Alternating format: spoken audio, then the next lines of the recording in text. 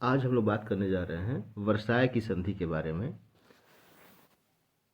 हम सभी जानते हैं कि 1914 में पहले विश्व युद्ध की प्रारंभ से लेके 1918 में इसका समापन हुआ और इस युद्ध में मित्र राष्ट्र विजयी हुए, जबकि जर्मनी और उसके जो सहयोगी देश हैं ऑस्ट्रिया, हंगरी, बुल्गारिया, तुर्की, ये सभी के सभी पराजित हुए। फर्स्ट वर्ल्ड वॉर का जब समापन होता है तो 1919 में पेरिस में एक शांति सम्मेलन आयोजित किया गया था, जहां पर इन 5 पराजित देशों के साथ अलग अलग संधियां की गई थी। इस दौरान मित्र राष्ट्रों की तरफ से 3 नेताओं का सर्वाधिक प्रभाव। वे थे अमेरिका के राष्ट्रपति वुड्रो विल्सन, फ्रांस के प्रधानमंत्री जॉर्ज क्लीमेंसू और ब्रिटेन के प्रधानमंत्री लॉयड जॉर्ज। इस दौरान ऑस्ट्रिया के साथ सोनजर्मो की संधि, हंगरी के साथ त्रियानो की संधि, बुल्गारिया के साथ न्यूली की संधि, तुर्की के साथ सेवर्स की संधि और जर्मनी के साथ वर्साय की संधि की गई थी। इन संधियों के परिणाम स्वरूप यूरोप के मानचित्र को पूर्णतः बदल दिया गया और इन देशों के विभिन्न भूभाग कई अन्य देशों को हस्तांतरित कर दिए गए थे। कुछ नए स्वतंत्र राष्ट्र निर्मित कर दिए गए थे। ओटोमन साम्राज्य का पूर्णतः विघटन कर दिया गया था। ओटोमन साम्राज्य का विघटन कर दिया गया था और सबसे बढ़कर जर्मनी को पूरी तरीके से छिन्न भिन्न कर दिया गया था। उसकी जो आइडेंटिटी थी, उसका जो गौरव था, उसको नष्ट कर दिया गया था। इसी दौरान अमेरिका के राष्ट्रपति वुड्रो विल्सन ने 14 सूत्री कार्यक्रम प्रस्तुत किया, लेकिन इसमें फ्रांस के द्वारा कुछ अन्य आपत्तिजनक अपमानवाद शर्तें शामिल कर दी गई थी, जिसके परिणाम स्वरूप जर्मनी को आत्मसम्मान को बहुत अधिक ठेस पहुंची थी। 14 सूत्री कार्यक्रम किसने पेश किया था? वुड्रो विल्सन ने पेश किया था। अब हम देखें कि वर्साय की संधि के जो प्रावधान थे वो क्या थे। हम सभी जानते हैं कि प्रथम विश्व युद्ध की समाप्ति के बाद फ्रांस के पेरिस में जो वर्साय के महल में 28 जून 1919 को यह संधि हस्ताक्षरित की गई थी और इसे जर्मनी पर थोप दिया गया था। इस संधि में लगभग 440 धाराएं थीं। उस समय लाचार जर्मनी के पास इस संधि को स्वीकार करने के अलावा और कोई विकल्प मौजूद नहीं थे। तो इसमें जो जो प्रावधान थे उसको हम कुछ कैटेगरीज में बांट के देख लें। सबसे पहले हम बात करेंगे भौगोलिक प्रावधान की। 1817 ईस्वी में जर्मनी ने फ्रांस के एल्सेस और लॉरेन नामक 2 प्रांत छीन लिए थे। वर्साय की संधि के माध्यम से दोनों ही प्रांत जर्मनी से वापस लेकर फ्रांस को लौटा दिए गए थे। जर्मनी को बेल्जियम, पोलैंड और चेकोस्लोवाकिया जैसे नवनिर्मित राज्यों की स्वतंत्रता और संप्रभुता को मान्यता देना पड़ा, जो कि इससे पहले बेल्जियम, पोलैंड और चेकोस्लोवाकिया को यह मान्यता नहीं दे रहा था। राइन नदी के बाएं तट पर और राइन नदी के दाएं तट पर 50 किलोमीटर की दूरी तक जर्मनी का पूर्ण निःशस्त्रीकरण कर दिया गया।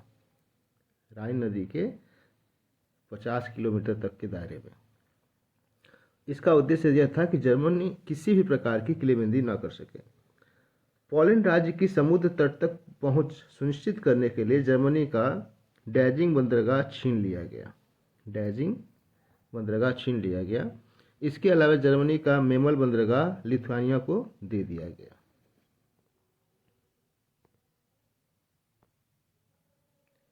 इसके तहत यह भी सुनिश्चित किया गया कि अगले 15 वर्षों तक जर्मनी के राइनलैंड प्रदेश में मित्र राष्ट्रों की सेनाएं तैनात रहेंगी। इसके अलावा उत्तरी स्लोवाकिया क्षेत्र डेनमार्क को दे दिए गए। ब्रेस्ट-लिटोवस्टक की संधि के माध्यम से जर्मनी ने रूस का एक बड़ा भाग छीनकर अपने राज्य में शामिल कर लिया था, लेकिन वर्साय की संधि के माध्यम से रूस से छीने गए इस विस्तृत प्रदेश को लाटविया, लिथुआनिया और एस्टोनिया नामक 3 स्वतंत्र राज्यों की स्थापना कर दी गई।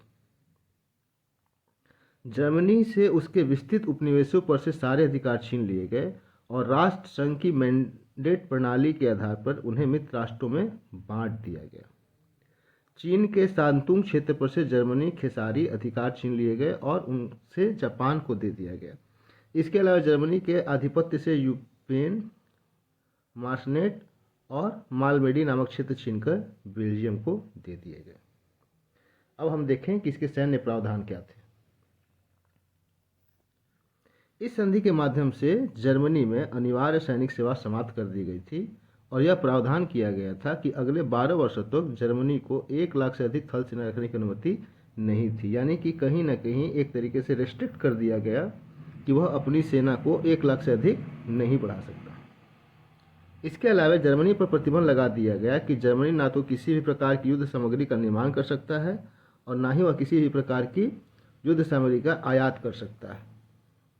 जर्मनी के उत्तर में स्थित कील नहर पहले जर्मनी के नियंत्रण में हुआ करती थी, लेकिन वर्साय की संधि के माध्यम से कील नहर को अंतर्राष्ट्रीय नहर घोषित कर दिया गया। इसका अर्थ ये हुआ कि कील नहर का जो प्रयोग है वह कोई भी देश कर सकता है।